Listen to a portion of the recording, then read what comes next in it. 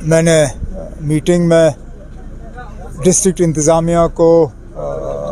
शुक्रिया भी किया और मुबारक भी किया, क्योंकि काफ़ी अच्छा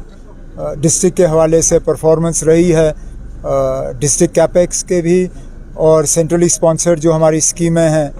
उसके इस्तेमाल में, और जो यूटी कैपेक्स के तहत इनको पैसे मिले हैं उसमें भी अब साल के चंद ही महीने बचे हैं जिनमें काम मुमकिन है। तो इनसे मैंने गुजारिश की है कि बाकी अक्टूबर, नवंबर और बर्फ़ पड़ने तक दिसंबर में जितना और ज़्यादा काम में तेज़ी लाई जा सके हमें ये करना होगा, ताकि कम से कम पैसा जो है वो ज़िले के तरफ से लैप्स हो जाए 31 मार्च को। जी उमर साहब, जिस तरीके से सजाद लोग का कहना है कि हम नेशनल कॉन्फ्रेंस और जो राज्यसभा में जो है वो पार्टिसिपेट नहीं करेंगे, क्या आप एआईपी या पीडीपी या आज़ाद उम्मीदवार से हिमायत हमने सबसे, आज आपने देखा होगा हमारे चारों उम्मीदवार वो मीडिया के सामने आए और उन्होंने पीडीपी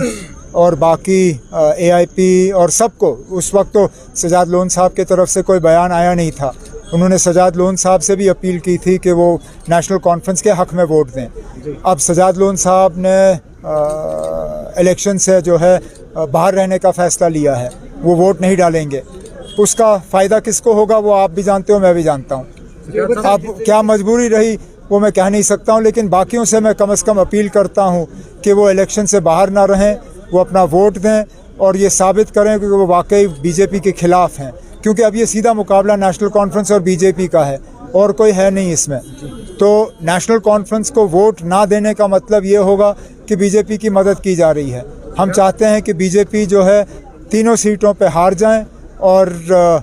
उसके लिए हमें सबकी मदद की ज़रूरत है। इस वक्त पाकिस्तान, और अगर हम पाकिस्तान और इसकी अफगानिस्तान की बात करें, कश्मीर की जो है वहाँ पर बहुत ज़्यादा है, क्या इसका इम्पैक्ट जम्मू कश्मीर पे कुछ पड़ेगा? नहीं, क्या हो रहा है, नहीं, अब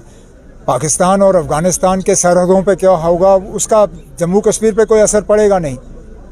लेकिन हम तो चाहेंगे कि पूरे ये इलाके में, सब कॉन्टिनेंट में अमन का माहौल रहे, चाहे वो पाकिस्तान हो, अफ़गानिस्तान हो, बांग्लादेश हो, नेपाल हो, श्रीलंका हो। हमारे पड़ोसी जो हैं ठीक रहें तो हम ठीक रहेंगे,